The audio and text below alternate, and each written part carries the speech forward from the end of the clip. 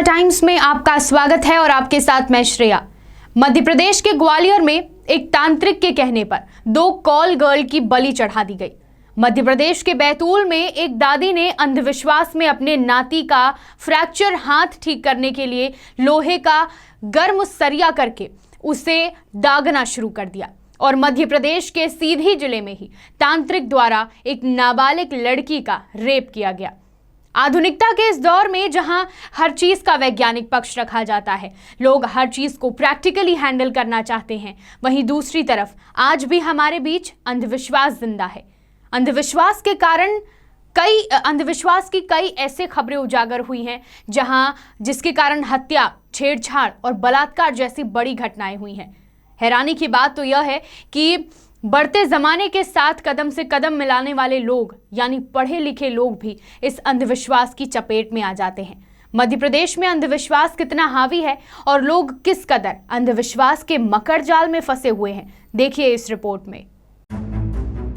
21वीं सदी का भारत, कई नवाचार हुए, कई उपलब्धियां हासिल की गई और आधुनिकता हर दिन बढ़ रही है। इस बीच एक दुनिया ऐसी भी है जो अंधविश्वास और तांत्रिकों के जाल में फंसी हुई है। देश के अलग अलग हिस्सों और मध्य प्रदेश में ऐसी कई खबरें उजागर हुई जहां अंधविश्वास की चपेट में आए लोगों ने अपना सब कुछ गंवा दिया।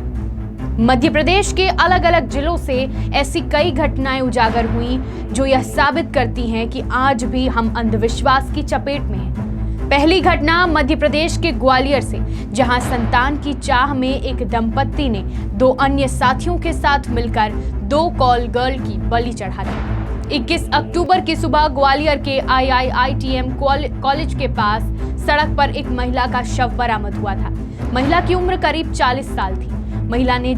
पुलिस ने जांच की तो पता चला कि यह शव आरती उर्फ लक्ष्मी का है, जो कि कॉल गर्ल थी। पुलिस ने जांच को आगे बढ़ाया तो पता चला कि मोती झील इलाके में रहने वाले दंपत्ति ममता और उसके पति बेटू भदौरिया की कोई संतान नहीं है। शादी के 18 साल बाद भी बच्चा न होने पर दंपत्ति एक तांत्रिक गिरवर यादव के पास गए। तांत्रिक ने दंपत्ति को नरबलि देने को कहा। तांत्रिक के कहने पर पहले आरोपियों ने 13 अक्टूबर को दुर्गाष्टमी के दिन एक कॉल गर्ल नीरू को बुलाया।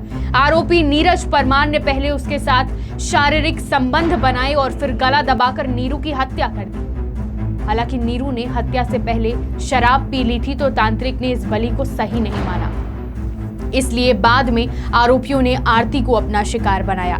आरती के साथ भी नीरज ने शारीरिक संबंध बनाए और फिर उसकी बलि दे दी। फिलहाल पुलिस ने 5 आरोपियों को गिरफ्तार कर लिया है। दूसरी घटना मध्य प्रदेश के बैतूल जिले की है। मध्य प्रदेश के पिछड़े और आदिवासी इलाकों में अब भी अंधविश्वास लोगों की सेहत पर भारी पड़ रहा है। बैतूल जिले के खैरी गांव में एक बच्चे की दादी ने उसे गर्म सलाखों से दागा, जिसे ग्रामीण लोग डमा कहते हैं। खैरी गांव में अब भी लोग आधुनिक इलाज के बजाय पुरातन पंथी तरीके अपना रहे हैं, जो जानलेवा साबित हो सकता है। गांव का 9 साल का एक बालक आयुष बारस कर सड़क पर गिर गया था, जिससे उसके दाएं कंधे में फ्रैक्चर हो गया। दर्द से कराहते आयुष को ग्रामीण उसके घर लेकर पहुंचे। यहां आयुष की दादी ने उसका दर्द कम करने के लिए अस्पताल ले जाने के बजाय लोहे का सरिया गर्म करके उसे दागना शुरू कर दिया। गांव में इसे डमा कहा जाता है। दादी ने ऐसा एक बार नहीं बल्कि 50 बार किया। तब तक तो बच्चा बुरी तरह झुलस चुका था। इस अमानवीय तरीके से आयुष की हालत सुधारने की बजाय और बिगड़ती चली गई। तीसरी घटना तांत्रिक द्वारा इलाज के एवज में रेप की है। मध्य प्रदेश के सीधी जिले में तांत्रिक द्वारा नाबालिग का रेप किया गया। तांत्रिक से झाड़ फूक कराने लाए लड़की के परिजन बाहर बैठे रह गए और तांत्रिक ने नाबालिग के साथ घिनौने कृत्य को अंजाम दे दिया। पूरा मामला मझौली थाना क्षेत्र का है, जहां एक 15 वर्षीय नाबालिग लड़की की तबीयत खराब होने पर उसके परिजन अस्पताल की बजाय उसे इलाज के लिए तांत्रिक के घर ले गए, जहां तांत्रिक ने पीड़ित लड़की पर झाड़ फूक करना शुरू किया। घंटों तक ऐसा करने के बाद भी उसकी तबीयत में सुधार नहीं आया तो उसने परिजनों को बाहर बैठने को बोला और एक बंद कमरे में झाड़ फूक करने के बहाने उसे ले गया, जहां उसने नाबालिग को अपनी हवस का शिकार बनाया। पीड़िता के परिजन बंद कमरे के बाहर बैठे रहे, लेकिन उन्हें भनक तक नहीं लगी। इस घिनौनी घटना को अंजाम देने के बाद तांत्रिक फरार हो गया। यह सिर्फ 3 घटनाएं नहीं हैं, ऐसी हजारों घटनाएं हैं जो अंधविश्वास की चपेट में रहने के बाद बाहर नहीं निकल पाती।